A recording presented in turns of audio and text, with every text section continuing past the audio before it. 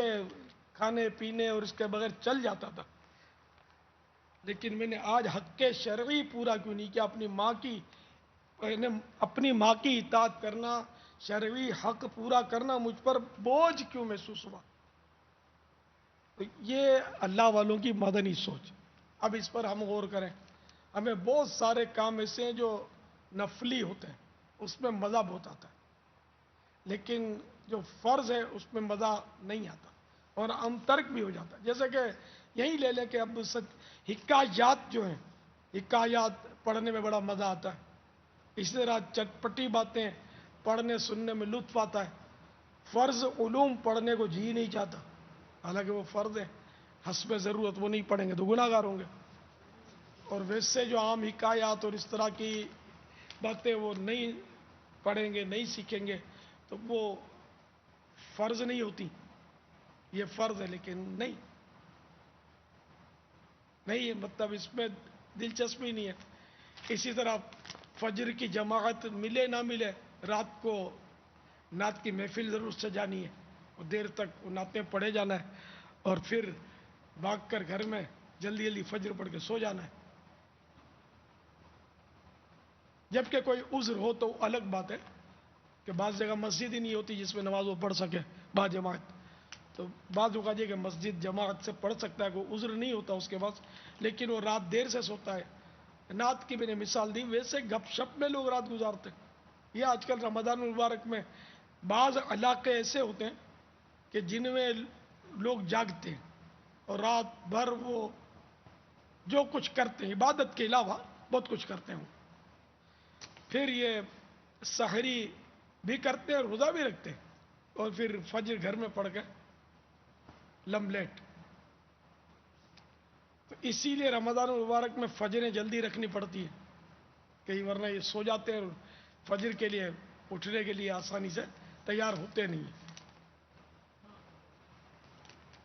تو یہ کہ فرائض کو چھوڑ کر مستحبات میں انہماک اور مشغولیت، یہ مطلب بہت بڑا دھوکہ ہے شیطان کا، اور یہ اس میں عموماً لوگ مبتلا ہوتے ہیں۔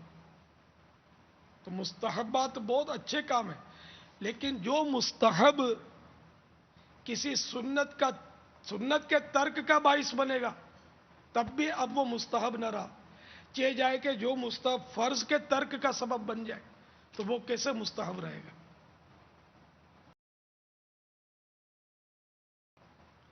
بلکہ بارہا ایک مستحب پر عمل کرنے کے لیے لوگ جھوٹ بھی بولتے ہیں، دل آزاریاں بھی کرتے ہیں، گناہ بھی کرتے ہیں، بہت کچھ کرتے ہیں۔ یہی جیسے کہ نفلی حج ایک امر مستحب ہے، مالدار لوگ کرتے ہیں، ہر سال کرتے ہیں کرنے والے، لیکن اس نفلی حج کے لیے وہ کتنے گناہ کرتے ہیں اس کا مجھے اندازہ ہے، سب نہیں، میں جنرل بات کرتا ہوں۔ بعض اوقات ویزا رشوت سے لینا، مختلف کاروانوں کے ذریعے ترکیبیں بنتی ہیں اس کی، جھوٹا محرم بن کر جانا، محرم نہیں ہوتا لیکن وہ محرم بن کے جاتا ہے، بغیر محرم کے جب مشکلات آتی ہے، جیسے عمرے میں بہت جھوٹ چل رہا ہے، 40 سال سے چھوٹی عمر ہو تو ویزا ملتا ہی نہیں ہے، آج کل ہمارے پاکستان میں ویزا نہیں ملتا، تو اب کیا کرتے ہیں، وہ کسی نہ کسی عورت جس کو جانتا بھی نہیں ہوتا، اس کا اس کو یا تو شوہر بنا دیتے یا بیٹا بنا دیتے یا سگا بھائی بنا دیتے فارم میں، اور یہ جھوٹ حرام دھوکہ کر کے یہ عمرے کی ترکیب بنتی ہے۔ یہ کاروان والے اس طرح یہ حرام کام کرتے ہیں، یہ رمضانوں میں یہ کام بہت ہوتا ہے، رمضان میں عمرہ کرنا ہوتا نا، تو یہ عمرہ نمائشی نہیں ہے تو کیا ہے، اللہ کے لیے تھوڑی ہے، حرام کام کے ذریعے عمرے پر جانا۔ اچھا، جعلی سرٹیفکیٹ، ہیلتھ سرٹیفکیٹ، اکثر ہیلتھ سرٹیفکیٹ جعلی ہوتی ہے، نقلی، اس کے لیے جو مطلب فارمولیٹی جو پوری کرنی ہوتی ہے، انجیکشن وغیرہ لگانا، قطرے پینا، جو بھی ان کا طریقہ ہے تو وہ عموماً کم ہوتا ہے۔ اب سختی بڑھ گئی ہو تو کہہ نہیں سکتے، حج میں سنا سختی بڑھ گئی ہے ہیلتھ سرٹیفکیٹ کے لیے، شاید عمرے میں نہ بڑھی ہو، ورنہ یہ ہوتا رہا ہے اب بھی شاید ہوتا ہو. اور ڈاکٹر بھی جھوٹی سرٹیفکیٹ پر اس کے بھی رشوت بندی بھی ہوتی. رشوت ہے وہ, جھوٹی سرٹیفکیٹ ہوتی ہے اس کی, اور ڈاکٹر اس پر سائن کرتا ہے. یہ حرام کے پیسے لیتا ہے, رشوت لیتا ہے سرٹیفکیٹ کر لے, وہ کچھ بھی نہیں ملتا. یعنی کہ اس کو پتہ بھی نہیں ہوتا کہ کون مریض ہے, کیسا انجیکشن, کیسے قطرے پلائے, کیا ہے اس کو, کوئی مہلک مرض نہیں ہے, کوئی متعدی مرض نہیں ہے.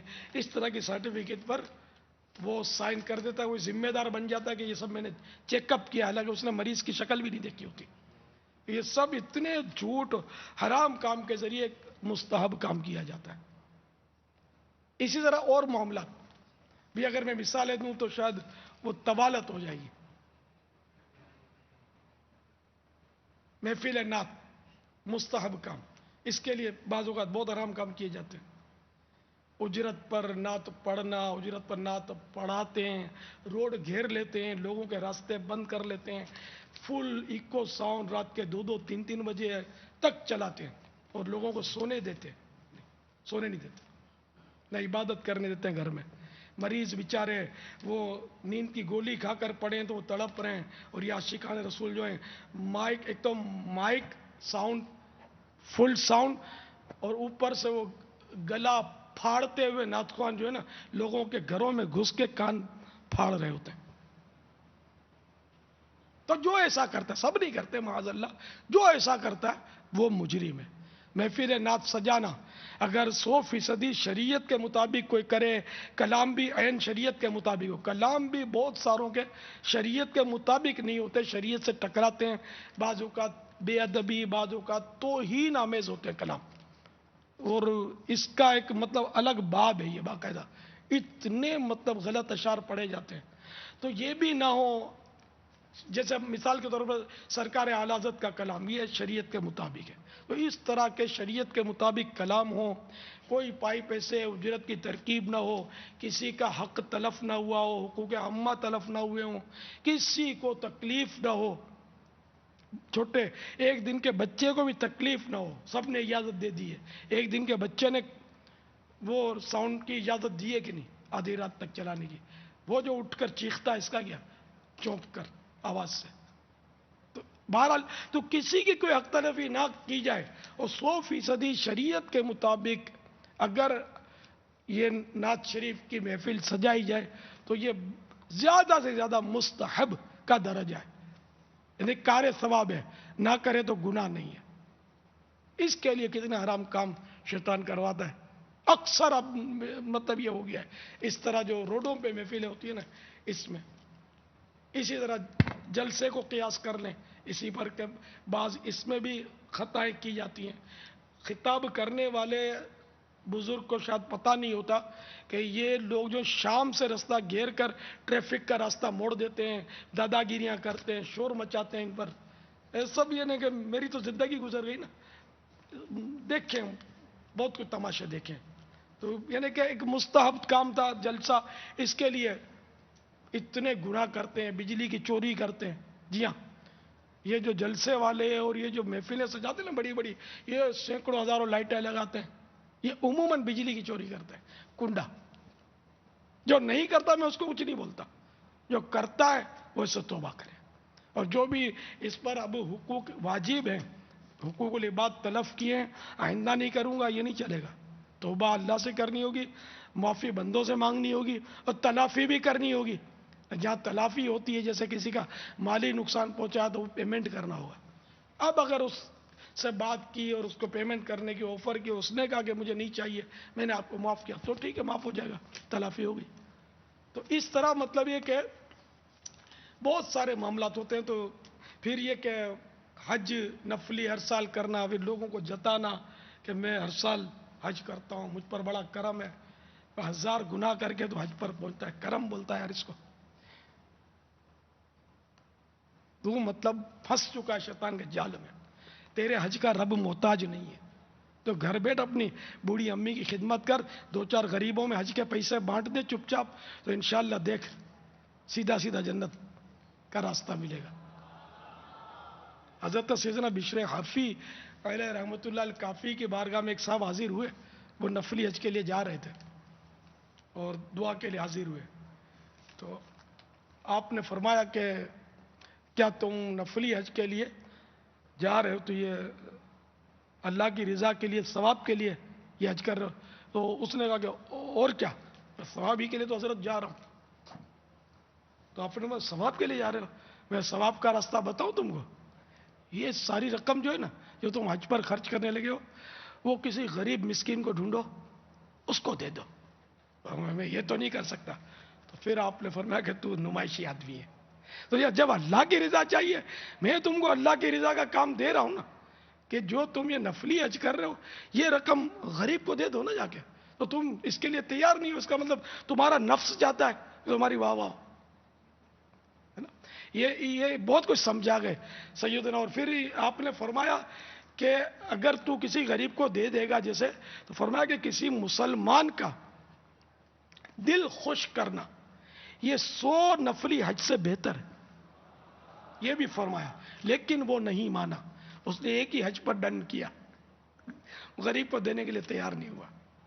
تو یہ جتنے عمرے پر ہر سال پہنچتے ہیں، نفلی حج پر پہنچتے ہیں، یہ سب اپنی کسوٹی کریں کہ اگر کوئی میرا جیسے کہ پڑوسی یا میرا عزیز ہو جس کا روزگار تباہ ہو گیا ہو، بیچارہ مطلب سفید پوش بھی ہو، کسی کے آگے ہاتھ نہ پھیلا سکتا ہو، یا قرضے میں ڈوب گیا ہو، نیندیں اڑ گئی ہوں، یار میں عمرے پر جا رہا ہوں، میں عمرے پر جاؤں کہ یہ رقم چپ چاپ اس کو دے دوں.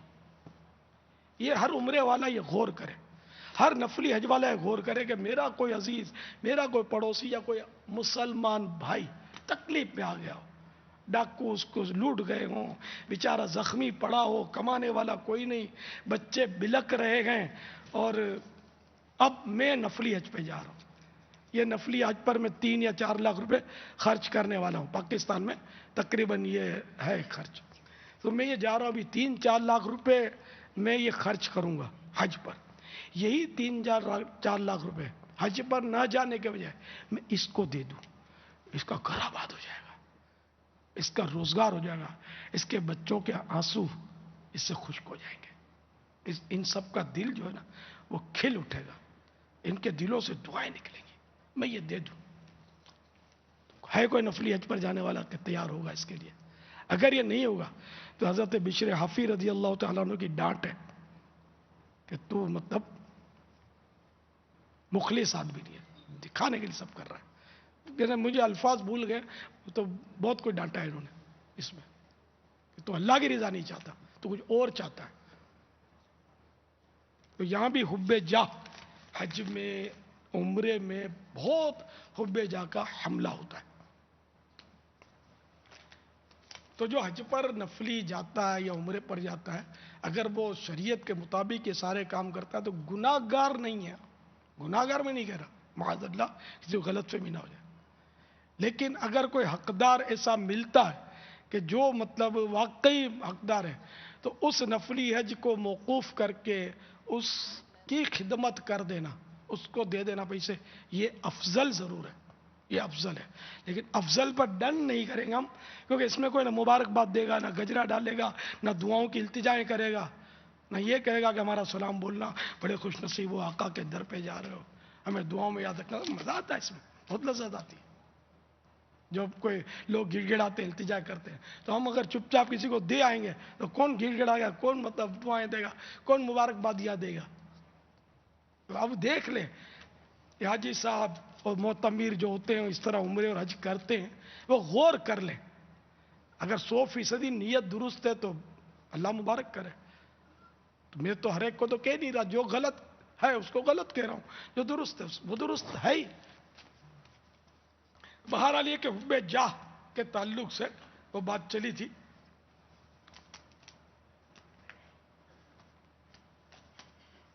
یہ حکایت میں نے سنائی اس پرچے میں، اس کے تحت لکھا، دیکھا آپ نے میٹھے میٹھے اسلامی بھائیوں، دیکھا آپ نے ہمارے بزرگان دین رحمہم اللہ المبین کیسی مدنی سوچ رکھتے ہیں اور کس قدر عاجزی کے خوگر ہوتے ہیں.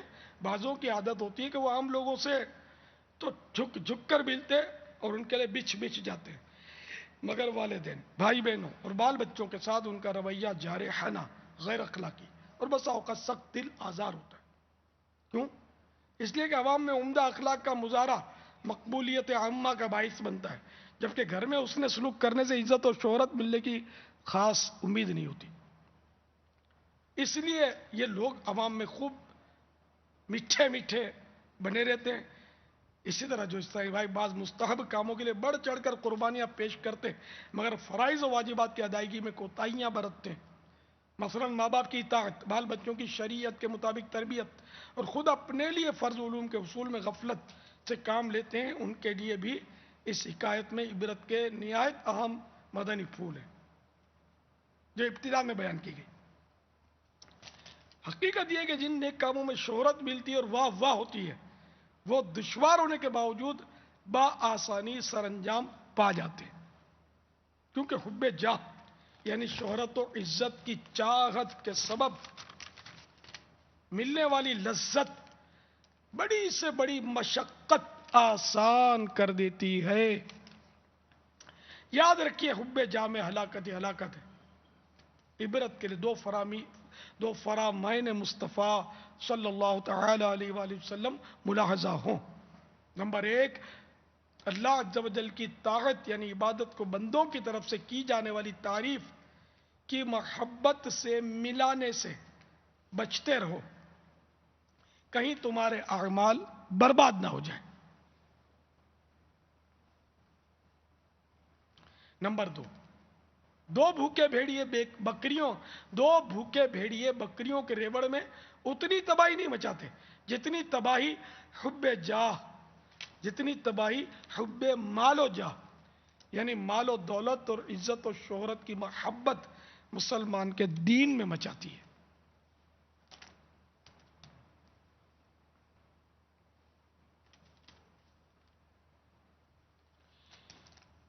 حب جاہ کے متعلق احیاء العلوم میں کافی مواد موجود ہے۔ میرے خیال میں یہ جو میں نے عرض کیا یہ ایک سمجھدار کے لیے بہت کافی ہے کہ حب جاہ سے بچتا رہے، عزت اور شہرت کے لیے عمل نہ کیا جائے بلکہ رضا الہی کے لیے عمل کیا جائے۔ یہ اپنے یہاں بھی ہوتا ہے کہ یار واہ بھائی، اور لوگ کہیں گے ہر مہینے 3 دن سفر کرتا ہے، وہ روزانہ 5 درس دیتا ہے، 4 درس دیتا ہے، 3 درس دیتا ہے، اور پھر جب ان کے یہاں کوئی خاص تقریب ہوتی ہے، اجتماع ہوتا ہے، تو کوئی اس دن 50 درس دیتا ہے، کوئی 63 درس دیتا ہے، اور پھر مدنی چینل پر اس کا اعلان کرنا ہوتا ہے 63 درس دیا، او شور مچ جاتا ہے، تحفے آتے ہوں گے، مبارکبادیاں ملتی۔ واٹ از دس؟ یہ کیا ہے؟ اگر اللہ کے لیے تو مرحبا، میں کسی کی نیت پر براہ راست تو حملہ نہیں کرنا چاہتا، لیکن اپنے دل پر غور کرے کہ ایسا کیوں کیا۔ اگر کوئی لفٹ نہ کرے تو دل رنجیدہ ہوتا ہے کہ نہیں ہوتا؟ یار میری کسی نے حوصلہ افزائی نہیں کی، میں نے اتنے درس دیے، تحفہ ہی نہیں ملا۔ مجھ سے تو تحفے مانگتے، لیتے تحفے، میں نے اتنے درس دیے، اتنے درس دیتا ہوں، میرے 12 ماہ ہو گئے، مجھے قلم دے دو، میں وقف مدینہ ہوں، مجھے فلاں کتاب دے دو، میرے مدنی انعامات، میرے اتنے مدنی انعامات پر عمل ہے، سوٹ پیس دے دو۔ آپ نے میرے پاس مانگنے کے لیے اتنے سستے بک جاتے ہیں آپ لوگ یار، ایک قلم میں 12 ماہ کا سودا کر لیتے ہیں، ایک سوٹ پیس میں اتنے مدنی انعامات اور اتنا مشقت والے اعمال بیچ ڈالتے ہیں۔ چوٹ کے لیے کہہ رہا ہوں، غور فرمائیں، اب کر کیا رہے ہیں؟ اس کو بول رہے ہیں، اس کو بول رہے ہیں کہ میرا یہ عمل ہے، میرا وہ عمل ہے، میں رجب کے روزے رکھتا ہوں، میں شعبان کے روزے رکھتا ہوں، اتنے نفلی روزے رکھتا ہوں، کسی کو بولنا مت، میں سال بھر روزے رکھتا ہوں، آپ کو بولتا ہوں، کسی کو مت بولتا۔ اس طرح مطلب یہ کہ ایک دوسرے کو اپنے اعمال کا اظہار کرنا یہ بہت رسکی ہے، بہت رسکی ہے۔ اعمال ظاہر کرنے کی صورتیں بھی ہیں، بعض صورتوں میں اپنے اعمال کا ظاہر کرنا عبادت بھی ہے، لیکن وہ کس کے لیے؟ پھر اس کی صورت ہے، ہر ایک کے لیے نہیں ہے نا۔ یہ ہماری نیتوں کے ٹھکانے کہاں ہوتے ہیں؟ ہم جب یعنی کہ کسی کو اپنی نیکی ظاہر کرنے جاتے پہلے تو وہ سانس پھولنے لگتا ہے کہ ابھی عزت ملے گی، شہرت ملے گی، اس کے دل میں مقام ملے گا، یہ جھک جائے گا، دعا کا بولے گا کہ یار دعا کرنا، آپ نیک آدمی ہے، مزہ آ جاتا ہے۔ مزہ ہی آ گیا، پھر آخرت کے لیے کیا بچے گا؟ پہلے کے ایسے سے نیک لوگ ہوئے، امام غزالی علیہ رحمۃ اللہ علیہ نے لکھا کہ بعض لوگ اس طرح کرتے تھے کہ کسی ایسے کو خیرات دیتے، زکوٰۃ دیتے، ایسے حقدار کو کہ جو ان کو جانتا نہیں ہوتا، بلکہ ایسے حقدار کے گھروں میں چپ چاپ رات کے وقت ڈال آتے تھے کہ پتہ ہی نہ چلے کہ کون ڈال گیا ہے۔ اسی طرح کسی نابینا کو چپ چاپ ہاتھ میں ٹکا کے نکل جاتے تھے، اس کو بھی آواز بھی نہیں نکالتے تھے کہ یہ آواز سے کہیں پہچان لے گا، کہ اس بزرگوں کی بارہا ایسے ہوتے ہیں بزرگ کی شہرت ہوتی ہے، وہ نہ چاہیں لیکن ہو جاتی ہے شہرت۔ اس طرح ہم کریں گے؟ ہم کو تو جب تک امام صاحب مائک پر نام لے کر دعا نہ کرے کہ فلاں نے پنکھے لگا دیے دعا کریں اللہ قبول فرمائے، تب تک یہ ان کے پنکھے قبول نہیں ہونے، یا کارپیٹ بچھا دیے فلاں سیٹ صاحب نے، تو جب تک مائک پر امام صاحب یہ نہیں کہیں گے نا کہ فلاں سیٹ صاحب نے مسجد میں کارپیٹ بچھا دیے، اللہ ان کو جزائے خیر دے، ان کو جزائے خیر ملنی نہیں ہے جب تک امام صاحب مائک پر اس سڑے ہوئے سیٹ کا نام لے کر اعلان نہیں کریں گے۔ سڑا ہوا سیٹ وہ جو ریاکار ہے، جو چاہتا ہے کہ میری واہ واہ ہو، میرا نام ہو، سڑا ہوا نہیں تو کیا ہے؟ جو مخلص ہوگا وہ تھوڑی تمنا کرے گا کہ میری واہ واہ ہو، میرا نام ہو جائے، میری شہرت ہو جائے، چونکہ میں نے یہ احسان کیا مسجد پر تو میرا نام لے کر دعا کیجئے۔ وہ سڑا ہوا نہیں تو کیا؟ برا لگتا تو آدھی روٹی کم کھائے، کیونکہ ہم تو آدھی روٹی کی تحریک والے ہیں، 2 روٹیاں زیادہ کھائے، وہ محاورہ ہوتا ہے مطلب، لیکن میں تو یہی بولتا آدھی روٹی کم کھائے، ہمارے پیسے بچائے۔ تو اس طرح مطلب یہ کہ میٹھے میٹھے سائے بھائی بنے، پھیکے پھیکے اور کڑوے کڑوے نہ بنے، اپنے اعمال کو بچائیں، خواہ مخواہ بلا ضرورت اپنے اعمال کو ظاہر کر کے بغیر کسی اچھی نیت کے اس کو برباد نہ کریں۔ بعض صورتوں میں برباد ہو جاتے ہیں، بعض صورتوں میں گناہ بھی ہوتا ہے، تو اس لیے وہ اس سے بچنا بہت ضروری ہے۔ اللہ ہم کو اخلاص دے۔ یہ ایک آدھ بار میں نے بول دیا، یہ ضروری نہیں کہ یاد رہ جائے اور اس پر عمل ہو جائے۔ شیطان نفس آپ کے ساتھ میٹنگ کرے گا، تو یار مخلص آدمی ہے تو صحیح ہے یار، میٹنگ کر، ابھی میٹنگیں جاری ہوں گی، یہ بالکل یعنی کہ میری ان باتوں سے اختلاف دلا رہا ہوگا، یہ یوں بولا، یوں نہیں بولنا چاہیے، اس کو یوں نہیں بولنا چاہیے، یہ کیا بولتا ہے، ہم مخلص لوگ ہیں، ایسا تھوڑی ہے، ہماری یہ نیت تھوڑی ہے، ہم اس لیے تھوڑی بتا دیں گے واہ واہ۔ ہم نے کب بولا ہے کہ ہمارا مدنی چینل کا اعلان کرو، میں صحیح آدمی ہوں؟ یہ مطلب شیطان جو ہے نا میٹنگیں جاری ہوں گی، اس کو بولو لا حول کی کمان پر تیر چڑھا کے اس کو مار دو، بھاگ ادھر سے۔ میں انشاءاللہ پوری کوشش کروں گا کہ میرے اعمال کی حفاظت کروں، اس کو ضائع نہ ہونے دوں، میں اللہ کے لیے عمل کروں گا، جو کچھ کہا جا رہا ہے صحیح تو کہا جا رہا ہے کہ عمل تو اللہ ہی کے لیے کرنا ہے نا، بندوں کے لے کر کے کیا کرنا ہے؟ بندہ کیا دے دے گا؟ بندہ تو عام طور میں گندا ہی ہوتا ہے کہ وہ احسان کرو تو بھول جاتا ہے، آپ لاکھ احسان کرو، جب پھرکڑی گھومتی ہے کسی کی کیسا سلوک کرتا ہے، پھر آپ کے منہ پر آتا ہے میں نے اس کے ساتھ اتنے دیر احسانات کیے لیکن میرے ساتھ یوں کیا، بولتے ہیں نا یہ کہ یہ بندہ گندا ہے، ہمارا رب اچھا ہے۔ دیکھو وہ بندہ گندا بولا کہ جو مطلب ہے گندا، احسان فراموش، یا اس طرح مطلب یہ کہ برائیاں کرنے والا اور ناقدرہ، تو یہ میں نے جنرل بات کی کہ بندہ گندا ہے، ہمارا رب اچھا ہے، بہت پیارا ہے، بہت بڑا احسان کرنے والا ہے، بہت رحیم و کریم ہے کہ ہم اتنے گناہ کرتے ہیں، اتنی نافرمانیاں کرتے ہیں، پھر بھی ہمیں نبھائے جا رہا ہے، نہ ہم پر مطلب پانی بند کر رہا ہے، نہ ہم پر کھانا بند کر رہا ہے، نہ ہم پر ہوا روک رہا ہے۔ خدا کی قسم اگر 2-3 منٹ کے لیے ہوا روک دے وہ تو لاشوں کے ڈھیر لگ جائے، کوئی بچے ہی نہیں۔ 2-3 منٹ کی مثال دی میں نے، تھوڑی دیر کے لیے ہوا رک جائے تو آدمی مر جائے، کہ ہوا کو مطلب یہ نہیں کہ اس زندہ رہنے کے لیے ضروری ہے، سب سے زیادہ اہم ہے، ہم ناقدر ناشکر بندے ہیں، اور یہ ہوا جو ہماری زندگی کے لیے اہم ضروری ہے۔ دنیا داری میں جس چیز کی بہت ضرورت ہوتی ہے وہ مہنگی کر دی جاتی ہے، لیکن میرے رب کا کرم تو دیکھو کہ اس نے یہ ہوا ہم کو مفت فراہم کی ہے، بالکل مفت، کوئی پیسہ نہیں ہے۔ پانی پر تو تھوڑا بہت آج کل ٹیکس سے یا تو کچھ نہ کچھ خرچہ ہو جاتا ہے، ٹینکر منگوانے پڑ رہے ہیں، اس کے خرچہ ہوتا ہے. ہوا بالکل مفتی ہے. پانی مفت بھی ہے تو مفت کے دام تو ہے، اتنا مہنگا تھوڑی ہے.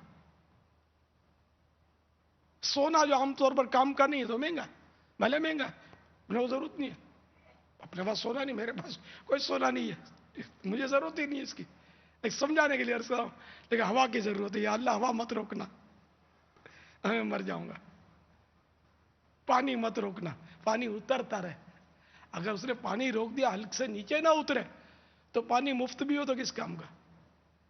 تو یہ اللہ کی رحمت نہیں ہے کہ کتنی نعمتیں ہم کو بغیر مانگے عطا کر دی ہیں. کھانے کا ہضم ہونا، اگر یہ کھانا جائے اور پیٹ میں جام ہو جائے تو بندہ جی نہ سکے. ہضم ہو کر یہ نکل جاتا ہے جبھی تو ہم زندہ ہے. یہ بغیر مانگے نعمت ملی ہوئی ہے.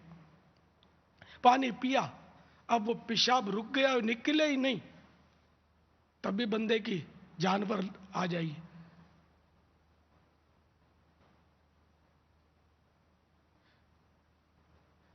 پیٹ میں گیس بھرتی ہے اور یہ اگر نکلے ہی نہیں تو بندہ ماہی بے آب کی طرح تڑپے گا، مر جائے گا. لیکن اللہ تعالیٰ نے یہ نعمت بھی ہم کو بغیر مانگے عطا کی. ایک بادشاہ کی ہوا رک گئی پیٹ کی، پرانا قصہ لکھا گئی، ہو سکتا ہے کہ سمجھانے کے لیے کسی نے اس کو لکھا ہو. تو ہوا رک گئی، اب وہ کسی علاج سے وہ ٹھیک ہوتی ہی نہیں تھی، ہوا نکلتی نہیں تھی، اس کو پیٹ میں سخت تکلیف، تڑپے. تو اس نے اعلان کروایا کہ اگر میرا کوئی علاج کر دے گا میں اس کو آدھی سلطنت دے دوں گا. ایک صاحب آئے، انہوں نے کہا میں علاج کروں گا لیکن میں آدھی سلطنت میں نہیں، پوری سلطنت اگر بادشاہ دیتا ہے تو بات کرے میرے سے. تو اب بادشاہ کی تو جان پر بنی ہوئی تھی، اب جس کا گیس رکتا اس کو مرض ہو، اس کو اس کا پتا ہوگا کہ کیسا نچاتی ہے. تو بادشاہ تو پریشان تھا، اس نے کہا ٹھیک ہے یار، میں بغیر سلطنت کے گزارا کر لوں گا لیکن یہ تکلیف مجھ سے برداشت نہیں ہوتی. پوری سلطنت دی، اس کو بادشاہ بنا دو اگر مجھے صحیح کر دیتا ہے. تو اس نے کوئی ترکیب کی، بادشاہ کا پیٹ ہلکا ہو گیا، ترکیب بن گئی گیس سے اس کی. تو بادشاہ نے کہا ٹھیک ہے اب آج سے آپ ہمارے بادشاہ. تو وہ ہنسا، بزرگ تھے جیسے وہ ہنسے، مسکرائے، فرمایا کہ جس بادشاہت اور سلطنت اور حکومت کی قیمت پیٹ کی گندی ہوا ہو، تھو اس کو میں کیا کروں گا، تجھے مبارک ہو، میں چلا. یہ دنیا کا حال ہے. تو یہ اللہ تعالی نے گویا سلطنت سے بڑی نعمت ہم کو بغیر مانگے دی کہ گیس ہمارا پیٹ میں بند نہیں ہوتا، ترکیب ہو جاتی ہے اس کی پیٹ ہلکا ہونے کی. اسی طرح خون کی روانی نسوں رگوں میں یہ رک جائے تو بندہ مر جائے. چل ہی رہی ہے، کوئی اس کا ڈرائیور نہیں ہے، وہ چل رہا ہے برابر اپنی رفتار کے مطابق، یہ چل رہا ہے. آگے پیچھے رفتار ہوتی ہے تو کبھی بلڈ پریشر ہائی ہوتا ہے، کبھی لو ہوتا ہے،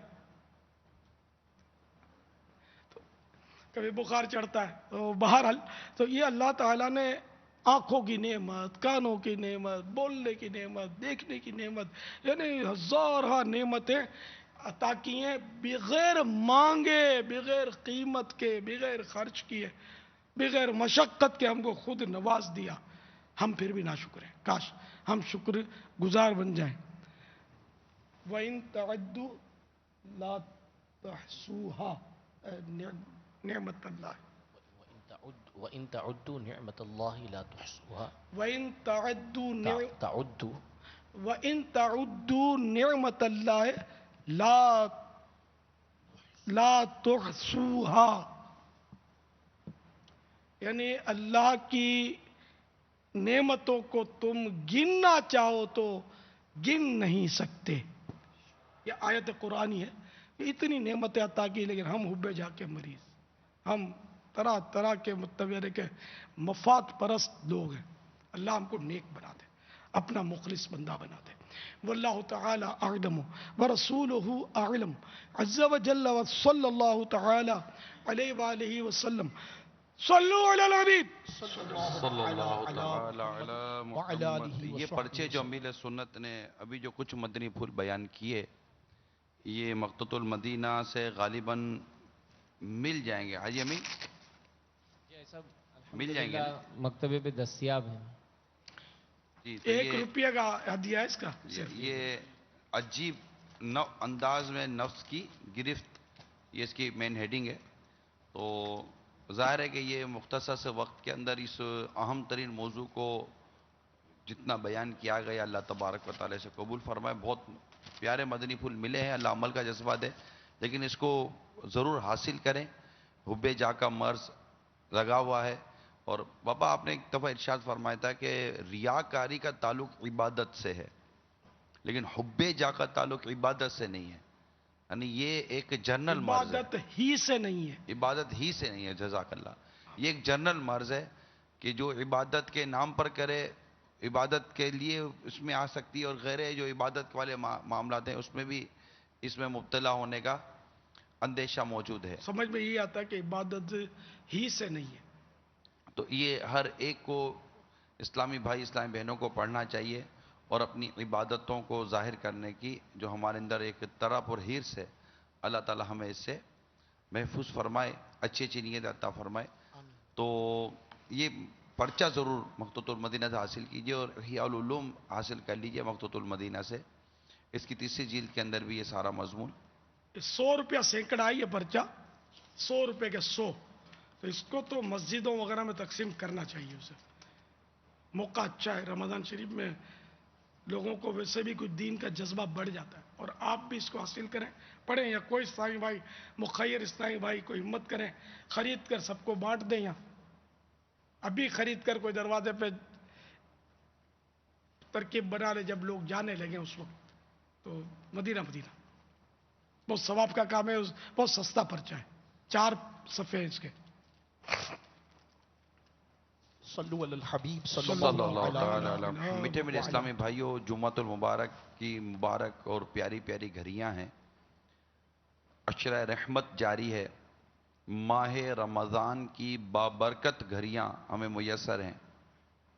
جمعۃ المبارک کی بھی یہ گھڑیاں ہیں.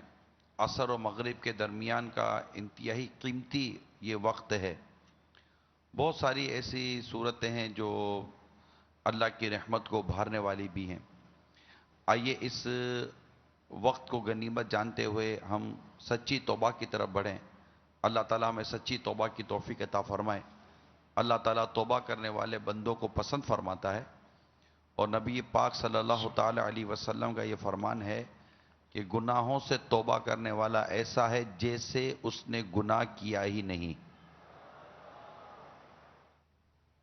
امیر سنت کی بارگاہ میں عرض کرتا ہوں کہ ہم سب کو سچی ہم کو توبہ کروا دیں، اور ساتھ ہی ساتھ امیر سنت جب توبہ کرواتے ہیں تو ہمیں اس پیر و مرشد غوث پاک کا مرید بناتے ہیں جو فرماتے ہیں کہ میرا مرید بغیر توبہ کیے دنیا سے رخصت نہیں ہوگا، اور قیامت کے روز میں اس وقت تک قدم نہیں اٹھاؤں گا جب تک اپنے سارے مریدوں کو داخل جنت نہ کروا لوں.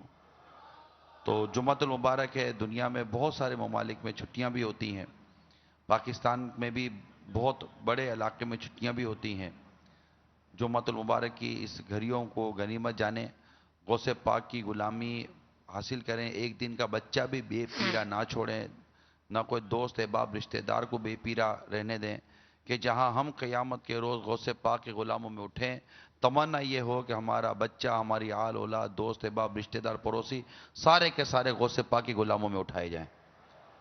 تو میں امیر سنت سے عرض کرتا ہوں کہ ہم تمامی اسلامی بھائیوں کو توبہ بھی کروا دیں اور اپنا مرید بنا دیں.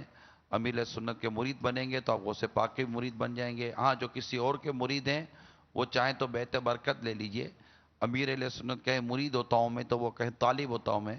اس کا فائدہ یہ ہوگا جو آپ کے پیر صاحب میں آپ کے پیر صاحب رہیں گے، امیر علیہ سنت کے سلسلے کا فیضان بھی جاری ہو جائے گا. صلو علی الحبیب صلی اللہ تعالی علی محمد. صلاۃ والسلام علیک یا رسول اللہ. وعلى آلك وأصحابك يا حبيب الله. لا إله إلا الله محمد رسول الله صلی اللہ تعالی علیہ وآلہ وسلم. توبہ کرتا ہوں میں اپنے تمام پچھلے گناہوں سے اور وعدہ کرتا ہوں میں کہ آئندہ شریعت پر چلوں گا، بد مذہبوں اور برے لوگوں کی صحبت سے بچتا رہوں گا، نماز روزے کی پابندی کرتا رہوں گا، ماں باپ کی نافرمانی، جھوٹ، غیبت، چغلی، وعدہ خلافی، گالی گلوچ، فلمیں، ڈرامے، گانے باجے، بے پردگی وغیرہ وغیرہ گناہوں سے بچتا رہوں گا. اے اللہ میری اس توبہ کو قبول فرما اور مجھے میرے وعدے پر ثابت قدم رکھ. مرید ہوتا ہوں میں خاندان عالی شان قادریہ رضویہ میں نے اپنا ہاتھ آپ کے ہاتھ میں دیا اور آپ کے ذریعے سے سرکار بغداد حضور غوث پاک رضی اللہ تعالی عنہ کے ہاتھ میں دیا. اے اللہ مجھے جناب غوث اعظم کے مریدوں میں قبول فرما اور کل قیامت میں غوث پاک کے غلاموں میں اٹھا. صلاۃ والسلام علیک یا نبی اللہ وعلی آلک واصحابک یا نور اللہ.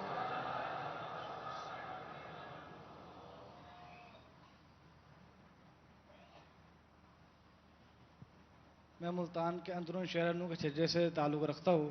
میرا سوال یہ ہے اگر کوئی شخص اعلانیہ گناہ کرتا ہے تو کیا اس کی برائی بھی کرنے والا بھی غیبت کا مرتکب ہوگا؟ بھائی جس نے علانیہ گناہ کیا اگر اس کا پیچھے سے کسی نے تذکرہ کیا اس برائی کا جو اس نے کی علل اعلان تو اس کو تو لکھا ہے کہ یہ گناہ بری غیبت نہیں ہے.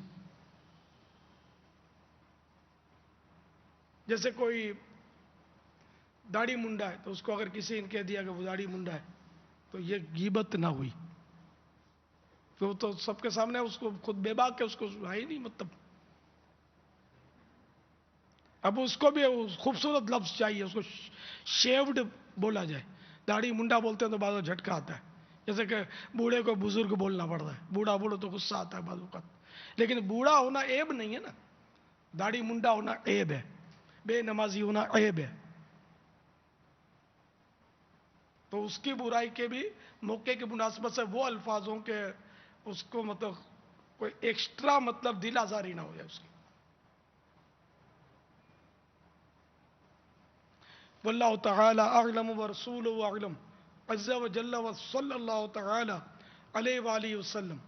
صلو علی الحبیب صلی اللہ صلی اللہ تعالی تعالی علی مطلب বাংলা زبان میں سوال مع اردو خلاصہ. প্রিয় বাপাজান, আমি বাংলাদেশ এর রাজধানী ঢাকা থেকে মোহাম্মদ মামুন আত্তারি বলতেছি। বাপাজান, আপনার খিদমতে যে একটা আরজ नाबालिग हाफिजের পিছনে তারাবি নামাজ পড়া যাবে কিনা? प्यारे बापा जान, ये हमारे बंगाली इस्लामी भाई बांग्ला में सवाल किया اس کا خلاصہ یہ ہے کہ نابالغ حافظ کے پیچھے تراویح نماز پڑھنا جائز ہے یا نہیں، اس کا شرعی رہنمائی فرمائے۔ السلام علیکم ورحمۃ اللہ وبرکاتہ۔ وعلیکم السلام ورحمۃ اللہ وبرکاتہ۔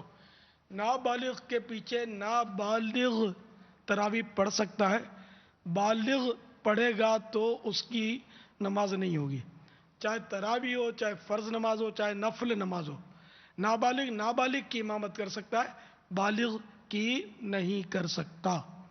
واللہ تعالی اعلم ورسولہ اعلم عز وجل وصلی اللہ تعالی علیہ وآلہ وسلم۔ صلو علی الحبیب۔ صلی اللہ تعالی علی محمد۔ ایک سوال فیضان مدینہ باب المدینہ سے۔ میرے باپا جان السلام علیکم ورحمۃ اللہ وبرکاتہ۔ وعلیکم السلام ورحمۃ اللہ وبرکاتہ۔ میرے باپا جان میرا نام حافظ غلام مرتضیٰ ہے اور میں لاہور جامعہ نعیمیہ میں درجہ رابعہ کا طالب علم ہوں۔ میرے باپا جان پہلے تو آپ سے میرے لیے اور میرے گھر والوں کے لیے بے حساب مغفرت کی دعا کی التجا ہے۔ میرے باپا جان آپ سے سوال ہے کہ کیا مدنی منی کا نام کنز الایمان رکھنا کیسا ہے؟ مدنی منی کا نام کنز الایمان رکھ سکتے ہیں؟ کنز ایمان کے معنی ایمان کا خزانہ، تو نام ویسے یہ رائج نہیں ہے، رکھنے میں رج بھی نہیں ہے، معنی اچھے، اللہ اس کو اس میں با مسمہ بنا دے تو اس کا کرم ہے، ورنہ یہ کہ ہے اس میں خود ستائی ہے، یعنی جس کو اپنے منہ میاں مٹھو بولنا، تو ایسے نام جس میں اپنی تعریف ہوتی ہے نا، تو اس کی وجہ سے ہے ممانعت، منع ہے، ناجائز نہیں ہے۔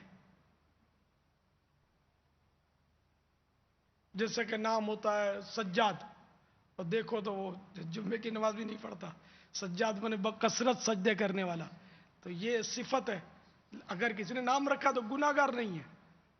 اور ساجد مانے سجدے کرنے والا، تو اب ان مانو اگر ساجد نام میں کوئی اتنا مسئلہ نہیں ہے کہ ہر مسلمان کبھی نہ کبھی تو سجدہ کرتا ہی ہے، سجاد بکثرت سجدہ کرنے والا، یہ امام زین العابدین کا لقب تھا، کیونکہ بہت نوافل پڑھتے تھے یہ، تو سجاد نام ان کا پڑ گیا۔ یہ سمجھانے کے لیے مثال دی آپ کو، تو اسی طرح کنز الایمان میں وہ تعریف پائی جا رہی ہے، تو اس بہتر وہ نام ہوتے ہیں کہ جو بزرگوں سے منسوب ہوں، جیسے ولیات جو ہیں، صحابیات ہیں، ان کے نام سے برکت لینے کی نیت سے نام رکھیں گے تو انشاءاللہ برکت ملے گی۔ واللہ تعالی اعلم ورسولہ اعلم عز وجل وصلی اللہ تعالی علیہ وآلہ وسلم۔ صلو علی الحبیب صلی اللہ تعالی علی محمد۔ اس سلسلے میں مکتبۃ المدینہ نے نام کے حوالے سے کتاب شائع کی ہے، بچوں کے نام رکھنے کے حوالے سے۔ اس میں نام کے فضائل، کون سے نام رکھنے چاہیے، کون سے نام نہیں رکھنے چاہیے، اور کس نام کی کیا برکت ہے، ان تمام تر کی تفصیل اس میں آپ کو ملے گی۔ ساتھ ہی ساتھ بہت سارے نام اس میں دیے گئے، ان کے معنی بھی دیے گئے، تو یہ کتاب مکتبۃ المدینہ سے حاصل کر سکتے ہیں۔ آج کل ہم بچوں کے نام رکھنے کا ایک عجیب و غریب رجحان ہے، جو ایک ہی نام ہو، دنیا میں کسی نے اسے رکھا نہ ہو، اور پھر لینا بھی بڑا مشکل ہو، کتنی دیر تو خالی نام یاد کرنے میں نکل جاوے بندے کا، تو اس کا نام یاد کب ہوگا، اس کے لیے بھی دعا کب کرے گا، یہ پہلے اس کا نام یاد کرے پھر اس کے لیے دعا کرے۔ تو آپ نام آسان رکھیں، ایک سے ایک نام ہے، برکتوں والے نام ہے۔ نام محمد کتنا میٹھا میٹھا لگتا ہے، پیارے نبی کا ذکر ہم کو پیارا لگتا ہے صلی اللہ تعالی علیہ وسلم۔ آقا صلی اللہ تعالی علیہ وسلم کی نسبت سے بابا نام محمد کی کیا برکت؟ یہ اپنے نام کے احکام، مکتبۃ المدینہ نے جو کتاب شائع کی ہے اس کا نام ہے نام کے احکام، یہ مکتبۃ المدینہ سے حاصل کر لیجئے، بہت کام کی کتاب ہے۔ اور جس نے اپنے بچے کا نام، یہ حدیثوں میں مضامین ہے، الفاظ حدیث کے ہی پڑھ کے سنا دوں مل جائے تو۔ نعت خان ہے کوئی؟ حاجی امین؟ نام آپ میں کیا کمی ہے؟ محمد کتنا میٹھا میٹھا لگتا ہے،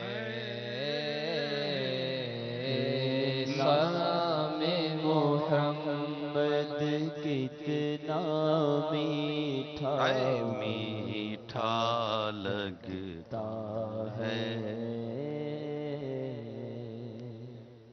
फतवा रज़विया शरीफ में नाम के फ़ज़ाइल चंद पढ़ के अर्ज करता हूँ।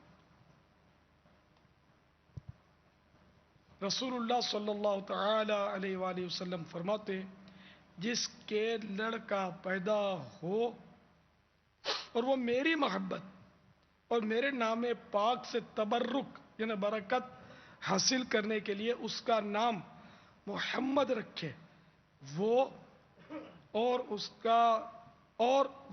उसका लड़का दोनों बेहिश्त यानी जन्नत में जाएं। सुभान अल्लाह। लेकिन देखो, नाम रखने में शर्त है। शर्त यह है कि वो मेरी मोहब्बत और मेरे नाम पाक से बरकत हासिल करने के लिए। वैसे नाम मोहम्मद रखा बगैर किसी अच्छी नीयत के तो जायज़ तो है, लेकिन सवाब का हकदार नहीं होगा ना। तो ये दोनों, ये नुस्खा भी, इसमें दो नीयतें दी गई हैं कि मेरी मोहब्बत और मेरे नाम पाक से तबर्रुक, ये दो नीयतें होंगी तब जाकर ये कि उसके लिए बिशारत है कि वो नाम रखने वाला उसका नाम मोहम्मद रखे, वो और उसका लड़का, जो नाम रखेगा वो और उसका लड़का दोनों जन्नत में जाएंगे। अब जिसके लड़का पैदा हुआ यानी इसके बाप ने, मुराद ये कि बाप अगर उसका नाम मोहम्मद रखे और मोहब्बत, सरकार की मोहब्बत और बरकत लेने के लिए अगर ये नाम रखेगा तो ये बिशारत है जन्नत की। नीयत के बगैर गुजारा नहीं है।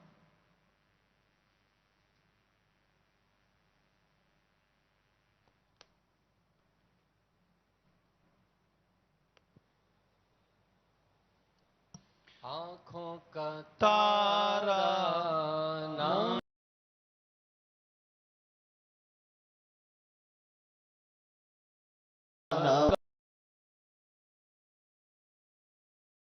तारा नाम मोहम्मद दिल का उजाला नाम मोहम्मद सल्लल्लाहु तआला अलैहि मोहम्मद।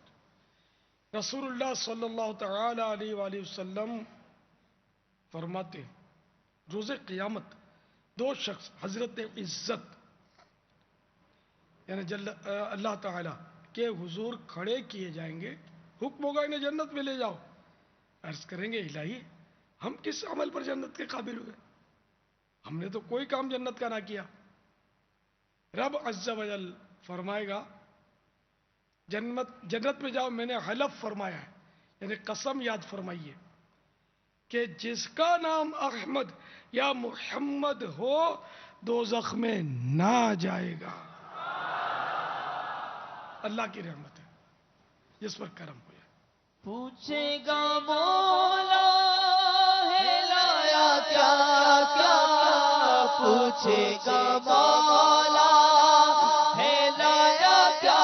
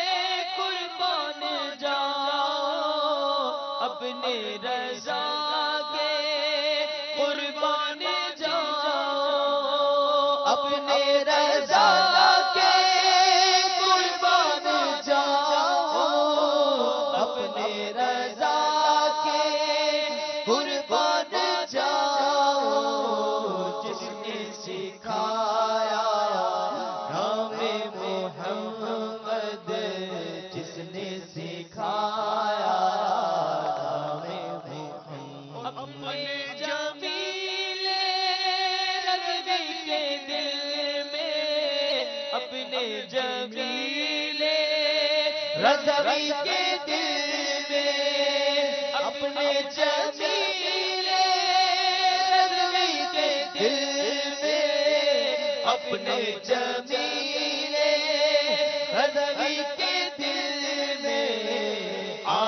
سما جا آجا سما جا آجا سما جا نام محمد آجا سما جا نام محمد آنکھوں کا تارا نام محمد دل کا اجالا نام محمد صلو علی الحبیب صلی اللہ تعالی علی محمد.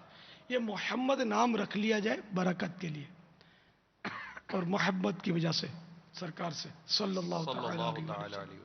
اور پکارنے کے لیے کوئی اور نام رکھ لیا جائے. باپا اگر کسی کا نام جو اچھا ہو وہ بھی اچھا نام ہو.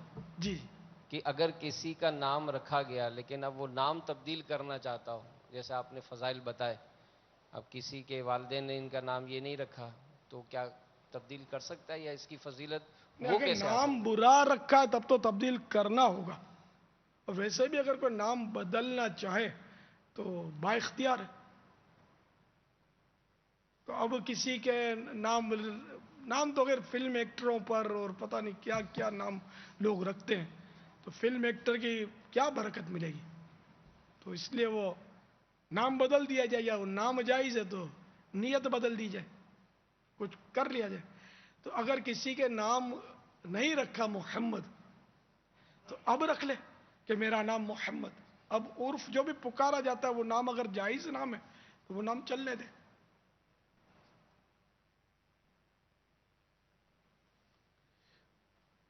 واللہ تعالی اعلم ورسولہ اعلم عز و جل و صلی اللہ تعالی علیہ وآلہ وسلم. اچھا دیکھیے، ابھی اذان کی آواز آئے گی پڑوس سے کچھ دیر کے بعد، امید ہے. تو آپ اٹھیے گا نہیں. ہمارے یہاں تقریباً 5:35 کا وقت ہے، 1-2 منٹ اوپر بھی ہو جاتے ہیں. تو پھر 6 بجے عصر کی جماعت ہے، تو اس لیے وہ وقفہ آپ کو مل جائے گا انشاءاللہ وضو کا اور سنتوں کا بھی انشاءاللہ. اور ہر ایک کا وضو ٹوٹا ہو یہ ضروری نہیں ہے، تقریباً وضو ہوگا. اس لیے کہ وہ یہ وہم ہوتا ہے کہ میرا وضو بہت دیر ہو گئی، پتہ نہیں ہے یا نہیں ہے. تو اس طرح اگر وسوسہ آتا ہے تو وضو ہے. یعنی اس وقت تک وضو نہیں ٹوٹتا جب تک ایسی کیفیت نہ ہو کہ وہ قسم کھا کر کہہ سکے کہ خدا کی قسم میرا وضو نہیں ہے. تو ظاہر ہے یہ کیفیت نہیں ہوتی، وہ وسوسہ ہوتا ہے، وہم ہوتا ہے، پتہ نہیں ہے نہیں بہت دیر ہو گئی. تو دیر ہو جائے تو وضو دیر سے نہیں ٹوٹتا. وضو ٹوٹنے کے اور اسباب ہیں جو عموماً معلوم ہوتے ہیں. تو اس لیے آپ اطمینان سے بیٹھے رہیں. اذان یہاں ہوگی انشاءاللہ، اعلان ہوگا، اذان ہوگی، اور سنتیں پڑھ کر آپ باجماعت نماز پڑھ سکیں گے انشاءاللہ عز و جل. اچھا، آج رات انشاءاللہ میں مدنی کسوٹی ابھی سوچا کروں، لیکن وقت بہت تھوڑا رہی ہے، اور ابھی ٹائم آج ویسے بھی جمعہ تھا. ایک کسوٹی انوکھی کروں گا جو میں نے کبھی ایسی کی نہیں ہے، انوکھی کسوٹی انشاءاللہ. اب تیار رہیں. اگر مزہ نہ آئے تو میرے کو بولنا. ہاں انشاءاللہ مزہ کیا، مزے کو بھی مزہ آ جائے گا. باپا انوکھی کسوٹی اگر مزہ آ جائے تو مدنی فیس بھی دیں گے انشاءاللہ. اب ابھی سے بتا دوں گا کیا کسوٹی کروں گا تو یہ پھر سوچ کر آئیں گے. تو کسوٹی تو اچانک ہو نا. سبحان اللہ، اور کل پھر اس سے دلچسپ ترکیب ہے. سبحان اللہ. دوپہر کو تو ہو ہی رہا ظہر کے بعد مدنی مذاکرہ، وہ تو ہوتا رہے گا انشاءاللہ رمضان شریف میں. اور کل رات کو جو ہے نا تراویح کے بعد کل انوکھا مدنی مذاکرہ، اور وہ یوں ہوگا کہ انشاءاللہ ہمارے پاس سینکڑوں بزرگ معتکف ہیں، کیونکہ ہزاروں استائبہ اعتکاف میں، تو سینکڑوں 500-550 کا مجھے تو عدد ملا تھا کہ یہ بزرگ ہمارے ہیں. یعنی کہ میں بوڑھا اور یہ میرے استائی بھائی بزرگ، ٹھیک ہے نا. تو یوں آپ سمجھ گئے کہ میں بزرگ کس کو بول رہا ہوں. تو ان کا مدنی مذاکرہ ہے، میں ہوں گا اور یہ میری بوڑھا برادری ہوگی. سبحان اللہ. آپ جوانوں آج انٹرفیئر نہیں کرنا، یہ الگ سے بٹھائیں گے اس کو انشاءاللہ، اور کوئی اس میں نہیں گھسے بیچ میں. میں ہوں گا، یہ ہوں گے سبحان انشاءاللہ. اللہ. تو یہی سوالات کریں گے کل رات کو انشاءاللہ. امید ہے اب یہ کہ ان سے ریکارڈ کروا لیا جائے، یہ ڈائریکٹ بولنے کا یہ तय ये हुआ था कि जो लिखा हुआ ये पढ़ के सुनाएंगे, नहीं तो ये बुजुर्ग होते हैं, बूढ़े होते हैं, तो ये बेचारे फिर कुछ और बोल देते हैं बातों का। तो अगर ना बोलने का बोल दिया तो पूरी दुनिया में कहीं अजीब व गरीब आवाज पहुंच जाएगी, कुछ का कुछ ना हो जाए बापा इंशाअल्लाह। तो ये अपने ये कल तरावी के बाद वो तैयार होके आना है, भी छुट्टी हो सकता है कि मैं वक्त ज्यादा भी ले लूंगा कल। सुभान अल्लाह बापा, सोने का मौका शायद नहीं मिलेगा फिर। तो कल इंशाअल्लाह जो है ना, ये बिल्कुल तैयार होकर फ्रेश होकर दिन को अच्छा आराम लेकर आपने पहुंचना है।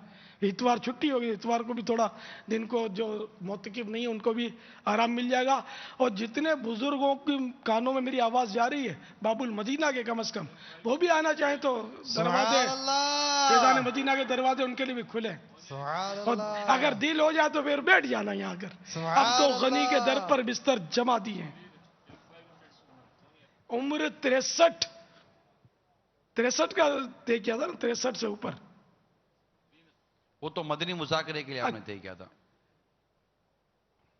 यानी कि 63 कसौटी के लिए आपने तय किया था। अच्छा, कसौटी के लिए नहीं, ये हम यानी कि देखो बुढ़ापा तो वैसे तो 30 साल के बाद जवानी ढल जाती है, लेकिन हम यानी कि 50 साल से ऊपर के बुजुर्गों को लेते हैं आज, ठीक है ना। 50 साल से ऊपर, मेरा ख्याल 50 था 80। एक इस्लामी भाई हमारे तो 5 साल से यहाँ एहतिकाफ कर रहे हैं और उनकी उम्र इन्होंने बताई थी 79 साल, एक कम 80। अब इससे कोई बड़ा हो तो मुझे पता नहीं है उम्र में, यहाँ मौजूद हो तो होंगे, ऐसे लगते हैं बेचारे बाज कमजोर बुजुर्ग।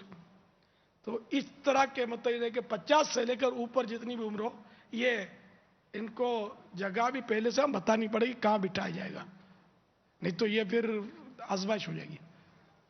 ये आप हाजी अमीन तय कर लीजिएगा कि कहाँ इनको बिठाना है, आगे नहीं बिठाना इनको, क्योंकि मुझे पता है ना कि देखो हर एक अपनी अपनी जिन्स के बारे में जानता है। तो बूढ़ों के मामले में जानता है, बाज बूढ़ों को पेशाब जल्दी लगता है, बल्कि अक्सर।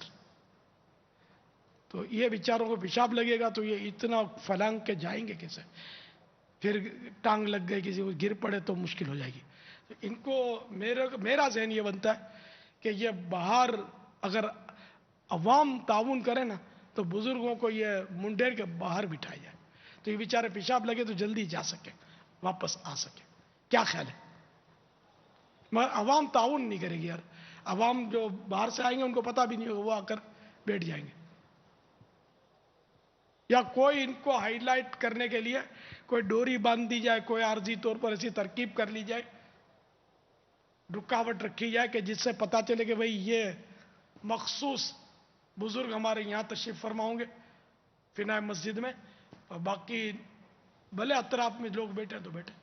पापा ये तरबियत गाह की तरफ जो हमारा एक हिस्सा है, अच्छा, जहाँ से आपकी भी ज़ियारत, क्योंकि वो दूर, क्योंकि बुजुर्गों का मेरा मुशाहिदा है कि ये थोड़ा आपके करीब या स्क्रीन के करीब आते हैं, ताकि आपको भी देखना चाहते हैं और करीब भी रहना चाहते हैं। तो ये जो जगह है हमारे पास तरबियत गाह के अतराफ में, इंशाल्लाह यहाँ पर हम डोरी भी बांध देंगे, कल बैठने का भी कोई अलग से इंतज़ाम करके यहाँ तरकीब बना लेंगे तरावी के बाद इंशाअल्लाह।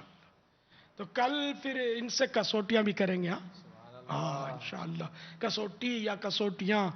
और ये देखो हदाय के बख्शिश, वसाइल बख्शिश, ज़ौक़ नात वगैरह भी मौका मिले देख लेना, हो सकता है कोई आपसे शेर भी पूछ लूँ। सल्लु अलल हबीब सल्लल्लाहु तआला अला मुहम्मद। अस्सलामु अलैकुम रहमतुल्लाहि व बरकातुहू। वालेकुम अस्सलाम व रहमतुल्लाहि व बरकातुहू। प्यारे बापा जान, मेरा नाम मोहम्मद बिलाल अत्तारी, जामियातुल मदीना डिफेंस मरकज़ुल औलिया लाहौर से आपके बारगाह में हाजिर हुआ हूँ। मेरा आपके बारगाह में ये सवाल है कि अगर कोई कैदी अपनी सज़ा कानून के मुताबिक पूरी करके आ जाता है तो क्या शरीयत के तौर पर वो क़यामत के दिन बरी ज़िम्मा हो जाएगा या नहीं, इसके बारे में हमारी शरई रहनुमाई फरमा दीजिए। जज़ाकल्लाहु खैरा। आमीन व इय्याकुम।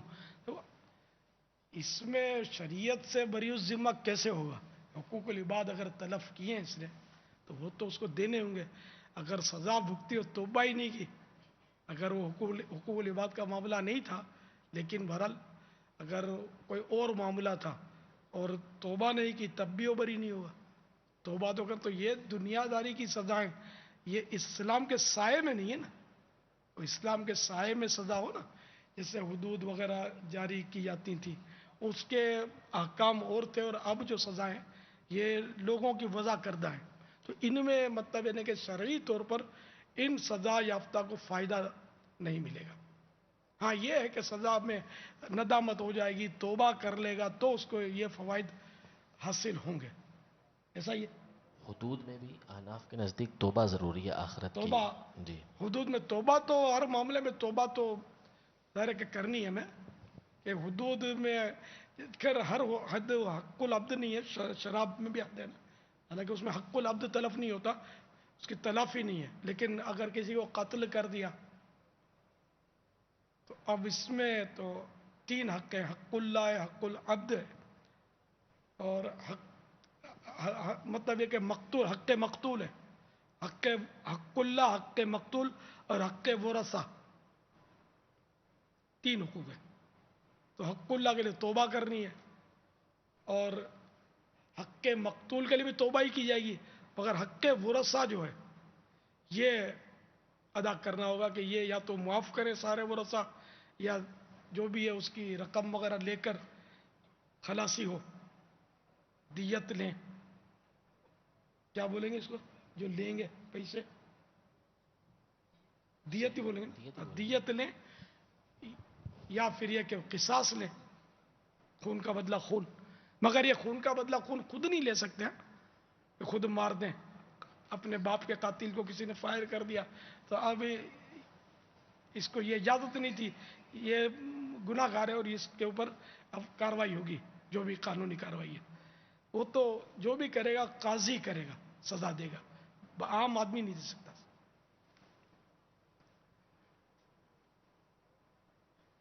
واللہ تعالی اعلم ورسولہ اعلم عز وجل وصلی اللہ تعالی علیہ وآلہ وسلم. صلو علی الحبیب صلی اللہ تعالی علی محمد صلی اللہ تعالی علیہ وسلم. وہ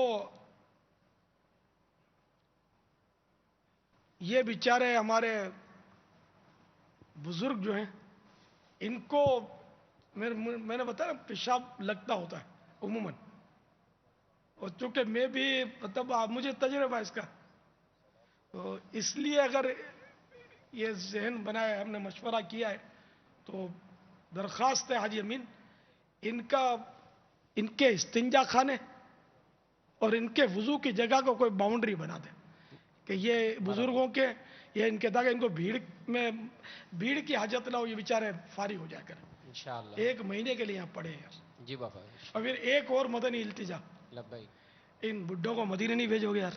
اللہ کسی کو بڈھا ہے مدینہ بھی بنا دو. سبحان اللہ. تو کل یہ 50 سال سے لے کر یہ شناختی کارڈ دکھائیں گے، 50 سے لے کر اوپر جتنی عمر کے بھی موتقف بوڑھے ہوں گے، ان میں قرآن اندازی. سبحان اللہ. واہ. ہے نا. ان کو مرحبا. ان کو یار حج پہ بھیجو، عمرے پہ. اچھی بات ہے، میرے کسی بڈھے کو حاجی بنا دو یار. سبحان اللہ. تو یہ بیچارہ 5 سال سے آتے ہیں، بڈھے بھی دمال کر رہے ہیں اپنی لینگویج میں. سبحان اللہ. 2 ہی ہیں، ان دونوں کو بھیج دینا چاہیے، اور کوئی تو کھڑا ہی نہیں ہوا یار. اللہ. تیسرا کھڑا ہو گیا. اللہ اللہ. کھڑے ہو گئے. اچھا یہاں بھی کھڑے. ماشاء اللہ. نہیں ابھی روزہ ہے نا، تھکے ہوئے ہوں گے بیچارے. رات کو ذرا کھائیں گے پیئیں گے تو ہمت آ جائے گی. ماشاء اللہ ماشاء اللہ ماشاء اللہ. میرے پیر دی ہر دم خیر ہوئے. ٹھیک ہے، تو انشاءاللہ ہمارے ایک بزرگ کو حج کا ٹکٹ انشاءاللہ ترکیب بنے گی. سبحان اللہ. انشاءاللہ انشاءاللہ. جو روتا ہے اس کا کام ہوتا ہے.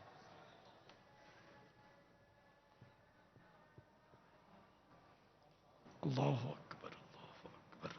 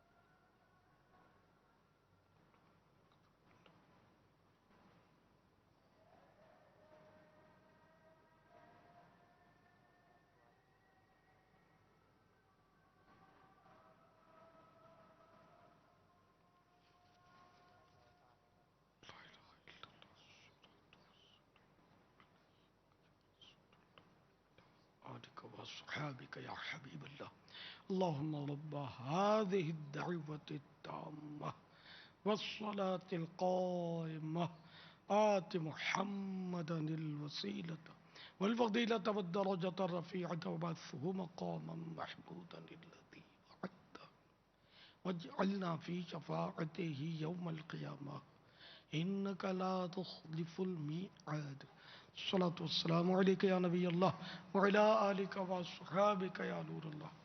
اچھا کل حاضرین میں بھی مدینے کا ٹکٹ ہوگا ہفتہ ہے جی باپا کل ہفتے کو ترکیب بنائیں گے. کتنے بجے سے کتنے بجے تک ان کو شناختی کارڈ کی کاپی یہ بھی جمع کروائیں؟ مغرب کی نماز سے لے کر 11:15 رکھتے ہیں باپا اس لیے کہ تقریباً 11:45 تراویح سے فارغ ہوتے ہیں. مغرب کی تراویح کے دوران تو بند رہے گا جی جی باپا سلسلہ. جی جی مغرب کے بعد سورۃ الملک جی پڑھنے کے بعد سے لے کر نہیں تراویح کے بعد کا نہ رکھیں. ٹھیک ہے پھر یہ کہیں میرے خیال میں اس کو رکھیں بس مغرب مگر بہت ہجوم ہو جائے گا یار 11:15 ہم جو جلدی پھر میں لیٹ آؤں اس کا مطلب یہاں یہ تو ایک بابا دم یہ بڑا اڑی کر دیں گے اتنے سے. ہم کچھ جگہوں پہ زیادہ ڈبے رکھ لیں گے نا تو ان کو پرچیاں ہم ظہر کی نماز اور عصر کی نماز میں دے دیں گے یہ بھر لیں گے اور یہ انشاءاللہ ہمیں جمع کرا دیں گے اذان عشاء تک. متقفین کے لیے اگر کوئی خصوصی آپ رعایت اس طرح کی کریں کہ یہ آج رات میں مدنی مذاکرے کے بعد اگر جمع کروانا چاہیں تاکہ کل نہیں تو یہ اتنے ہزاروں ٹوٹ پڑیں گے ایک دم مطلب رش ہو جائے گا. ہر ہفتے کو اتنا رش تھوڑی ہوتا ہے. جی بابا اصل میں اس میں ہم نے گزشتہ ہفتے بھی ترکیب بنائی تھی اچھا کہ رمضان نہیں تھا نا گزشتہ ہفتے. جی بابا لیکن تعداد بہت ساری آ چکی تھی تو شناختی کارڈ کی کاپیاں کرانے کے لیے ان کو پھر باہر جانا ہوتا ہے اور وہاں پر بھی وہ کافی مہنگی ہو رہی تھی تو ہم نے یہیں پر ان کو پرچیاں دے دی تھیں تاکہ ان کا خرچہ بھی نہ ہو اور یہ مطلب آسانی سے یہیں حاصل کر لیں. تو آج رات تک ہم ان کو کوشش کرتے ہیں کہ پرچیاں فراہم کر دیتے ہیں یا کل فجر تک تو یہ کل دن بھر میں ہمیں جمع کرا دیں تو کل اذان عشاء آخری وقت ہوگا. اچھا ایک پرچی جو دی جائے گی نا آپ کو یہ وہی ڈالنی ہے ایسا نہیں ہو اسی طرح کی کاپی کرے 2 3 4 یہ پھر گناہ گار ہوں گے دھوکہ ہوگا. یہ بعض ایسے دیکھیں پکڑے بھی ہیں کہ وہ ایک شناختی کارڈ کی ایک سے زیادہ کاپیاں ڈالتے ہیں تو یہ گناہ گار ہے. توبہ استغفر اللہ اس طرح نہیں کرنا. تو اللہ کے گھر جانا ہے اور اللہ تعالیٰ کی نافرمانی کر کے نہیں جانا اللہ کی رضا کے لیے جانا ہے. پھر بھی ڈبل آیا 100 ڈالیں گے تب بھی قسمت میں ہوگا نہیں ہوگا تو نہیں نکلے گا نام لیکن دھوکہ دے کر گناہ گار ہو چکے. تو جو پرچی ایک ہے وہی ڈالنی ہے. سوال ہے صلو علی الحبیب صلی اللہ تعالی علی محمد. حضرت سیدنا عبداللہ بن عمرو بن عاص رضی اللہ تعالی عنہما فرماتے ہیں جو یہ دعا کسی مجلس سے اٹھتے وقت 3 مرتبہ پڑھے تو اس کی خطائیں مٹا دی جاتی ہیں اور جو مجلس سے خیر و مجلس سے ذکر میں پڑھے تو اس کے لیے خیر یعنی بھلائی پر مہر لگا دی جائے گی. آئیے مل کے پڑھتے ہیں. صلو علی الحبیب صلی اللہ تعالی علی محمد. سبحانک اللہم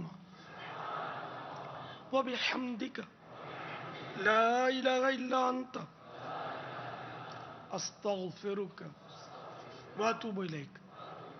سبحانک اللہم وبحمدک لا الہ الا انت استغفرک واتوب الیک. سبحانک اللہم وبحمدک لا الہ الا انت استغفرک واتوب الیک. صلو علی الحبیب صلی اللہ تعالی علی محمد.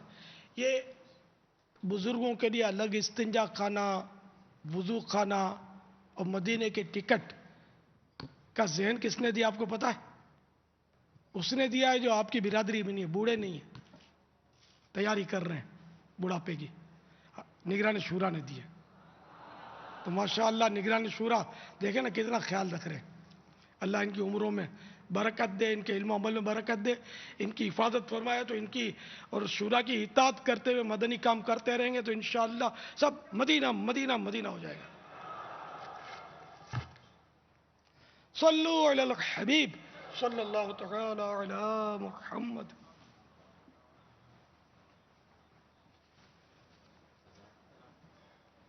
اب عصر کا اعلان. صلاۃ والسلام، ہاں صلاۃ والسلام تو رات کو ہوتا ہے. عالمی مدنی مرکز فیضان مدینہ باب المدینہ کراچی میں عصر کی اذان کا وقت ہو چکا ہے. اذان سنیے، بیٹھ کر جواب دیجئے، پھر وضو کے لیے وہ ہر کلمے پر جانا 2 ہوتا. لاکھ نہیں کیا باپا. ہر کلمے پر 2 لاکھ نہیں کیا. 2 لاکھ کلمہ نہیں. عوام جو ہے نا کلمہ طیب جی بابا. سمجھتے ہیں. اس کو اللہ اکبر اللہ اکبر یہ 2 کلمے ہوئے.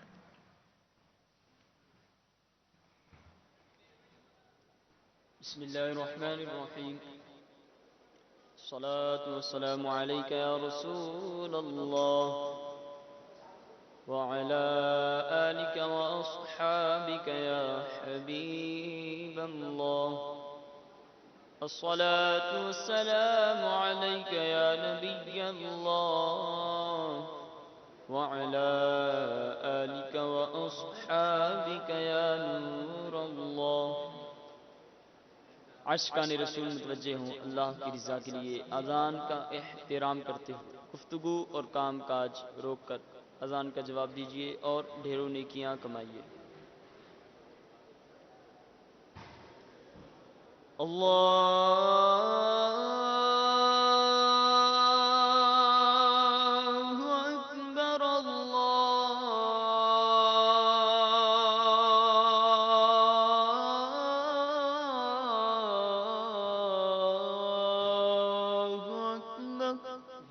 اکبر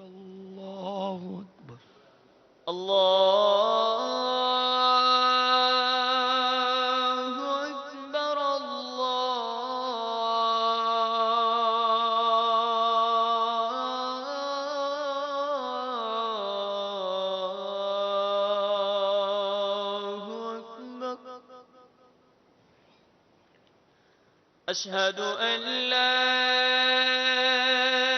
إله إلا الله.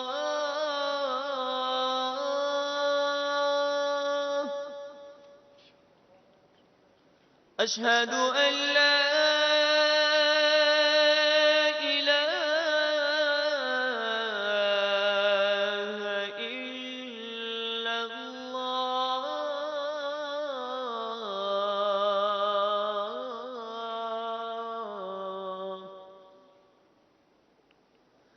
أشهد أن محمد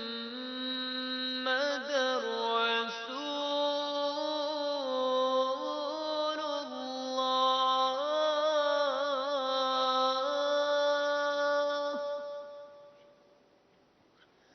أشهد أن محمد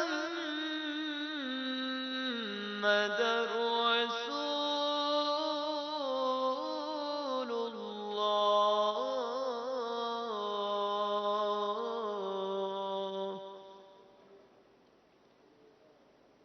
حي على الصلاة.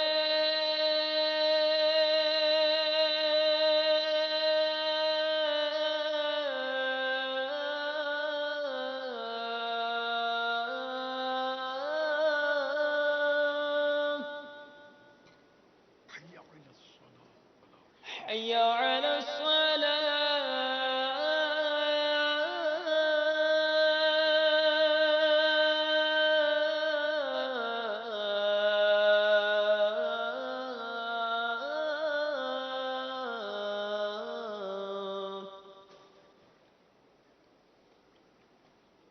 حي على الفلاح.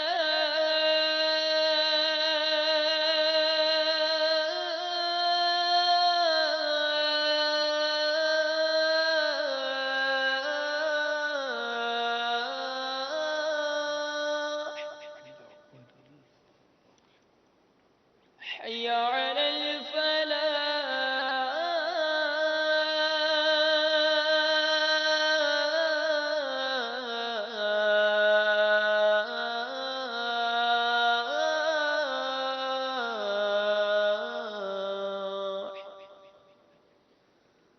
الله أكبر الله أكبر لا إله إلا الله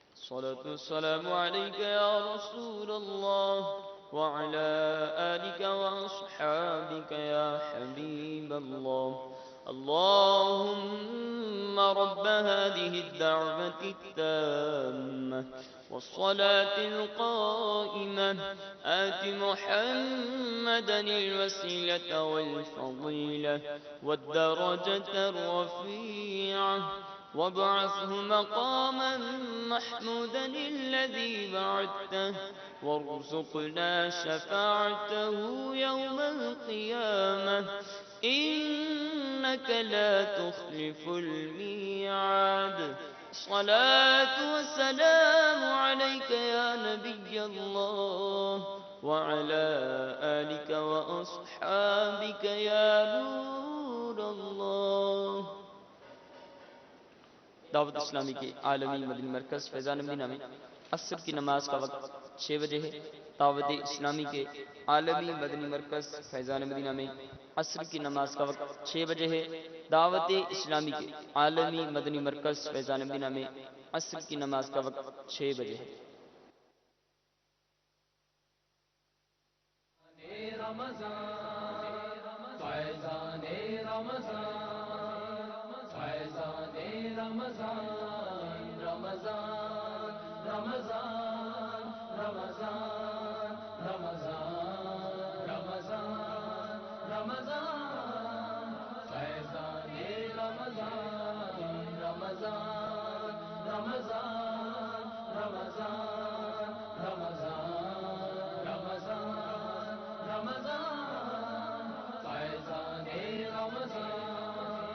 رب کی ہوئی عطا ہے رمضان آ گیا ہے رب کی ہوئی عطا ہے رمضان آ گیا رمضان ہے فیضان رمضان فیضان رمضان ہے فیضان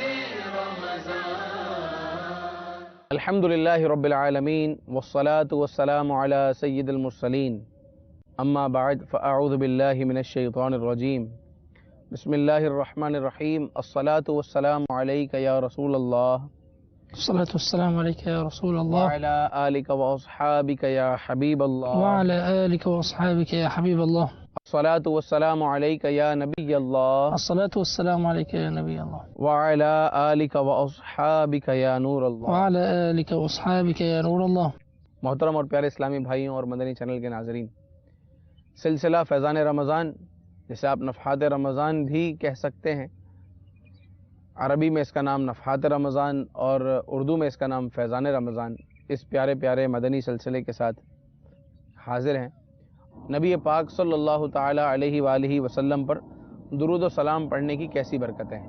چنانچہ یہ حکایت بیان کی جاتی ہے ان ابا العباس احمد بن منصور لما مات رآہ رجل من اہل شیراز وهو واقف في المحراب بجامع شیراز وعليه حلة وعلى رأسه تاج مكلل بالجوهر فقال له ما فعل الله بك؟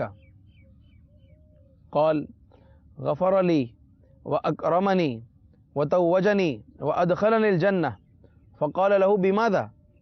قال بكثرة صلاتي على رسول الله صلی اللہ تعالی علیہ وآلہ وسلم۔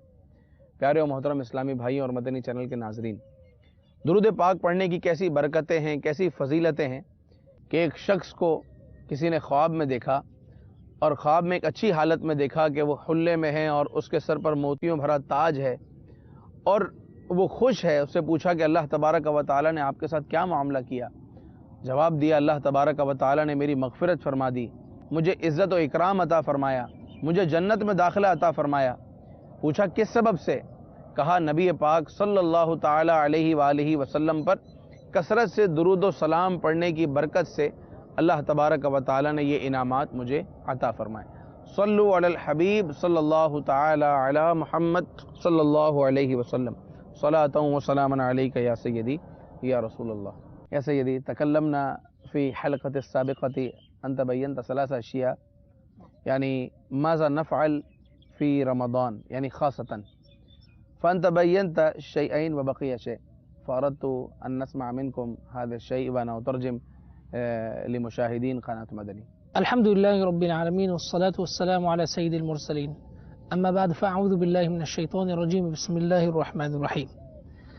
حقيقة تكلمنا في الحلقة السابقة عن الأهداف التي يجب أن يجعلها الأخ المسلم المؤمن بالله نصب عينيه في شهر رمضان المبارك، وذكرنا وهذا من باب الاجتهاد هدفين من باب التذكير. قلنا أن الهدف الأول الذي يجب أن يضعه نصب عينيه كل مسلم في شهر رمضان، أول هدف المغفرة والعتق من النار، أن يغفر الله له ويعتقنا من النار، هذا الهدف الأول.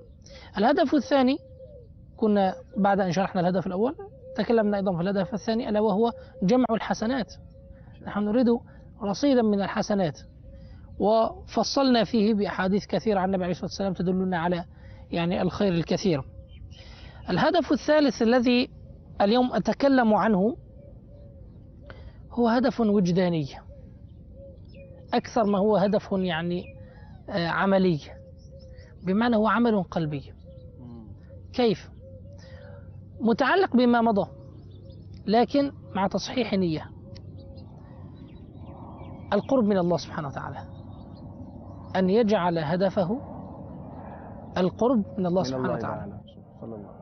پیارے و محترم اسلامی بھائیوں اور مدنی چینل کے ناظرین، گزشتہ سلسلے میں ہم نے یہ بات کی تھی کہ رمضان المبارک میں ہمارے اہداف کیا ہونے چاہیے، ہم کیا کریں۔ یہ تمام فضائل سننے کے بعد، بہت ساری احادیث سننے کے بعد اب ہماری نیت کیا ہو؟ تو ہمارا پہلا ہدف تھا کہ اللہ تبارک و تعالیٰ کی بارگاہ میں دعائیں کر کے، توبہ کر کے اپنی مغفرت کروانا اور ساتھ ہی ساتھ جہنم سے آزادی کا پروانہ حاصل کرنا، اس کے لیے بندہ کوشش کرتا رہے۔ اور دوسرا نیکیاں جمع کرنا، یہ نیکیاں جمع کرنے کا موسم ہے، اس موسم میں نیکیاں کرنا آسان ہو جاتا ہے، نیکیوں کا اجر بڑھا دیا جاتا ہے۔ اور تیسرا جو ہدف جو ہمیں بیان کیا جا رہا ہے یہ جو تین بیان کیے گئے ہیں یہ اجتہادی ہے، یعنی کہ احادیث کو دیکھ کر یہ بیان کیے گئے ہیں، اس سے زیادہ بھی اہداف ہو سکتے ہیں مگر کم از کم یہ تین اہداف ہمارے سامنے ہوں۔ اور تیسرا ہدف یہ ہے کہ ہم ان پہلے دو چیزوں کے ذریعے اللہ تبارک و تعالیٰ کا قرب حاصل کریں، رب کریم عز و جل کا قرب حاصل کرنے کی کوشش کرنا، اور یہ ایک قلبی معاملہ ہے، یہ ایک دل کا معاملہ ہے، اس کی بھی نیت ہو اور اس کے لیے بھی کوششیں کریں۔ اللہ تبارک و تعالیٰ کے ہم کیسے قریب ہو